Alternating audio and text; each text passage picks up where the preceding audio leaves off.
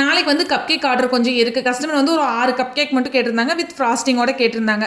Cup கேக்குன்னு தனியாக பேட்டரெல்லாம் நான் வந்து ரெடி பண்ண மாட்டேன். நம்ம ஸ்பாஞ்சுக்கு ரெடி பண்ணுவோம்ல, அதே பேட்டர் தான் நான் கப் கேக்குமே நான் வந்து யூஸ் பண்ணிக்குவேன். சாக்லேட் கேக்கு நம்ம எப்படி ஸ்பாஞ்ச் ரெடி பண்ணுவோமோ அதே பேட்டர் தான் வந்து நான் இதுக்கு யூஸ் பண்ணியிருந்தேன். நான் வந்து ஒரு 1/2 kg பேட்டர் வந்து எடுத்திருந்தேன். அதாவது 1/2 kg பேட்டர் எடுத்தோம் அப்படின்னா ஒரு 8 கப் கேக் வரும். கஸ்டமர் வந்து 6 கப் கேக் தான் கேட்டிருந்தாங்க. மீதி 2 கப் கேக் வந்து வீட்டுக்காக நம்ம வந்து யூஸ் பண்ணிக்கலாம் அப்படின்னு சொல்லிட்டு மொத்தம் 8 கப் கேக் வந்து நான் போட்டு வச்சிருந்தேன். கப் கேக்கோட கப்ஸ் எல்லாம் பார்த்தீங்கன்னா நல்லா பெரிய பெரிய கப் தான். ஸோ இந்த 1/2 kg பேட்டருமே 8 கப்புக்கு வந்து கரெக்டாக இருந்தது.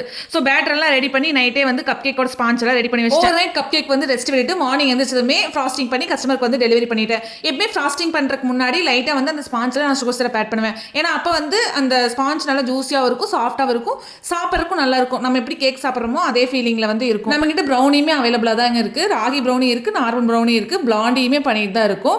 உங்களுக்கு இதே மாதிரி ஹோம்மேட் கேக்ஸ் ப்ரௌனிஸ் எல்லாம் வேணும் அப்படின்னா மறக்காம கீழே இருக்கிற வாட்ஸ்அப் நம்பரில் வந்து ஆர்டர் பிளேஸ் பண்ணிக்கோங்க.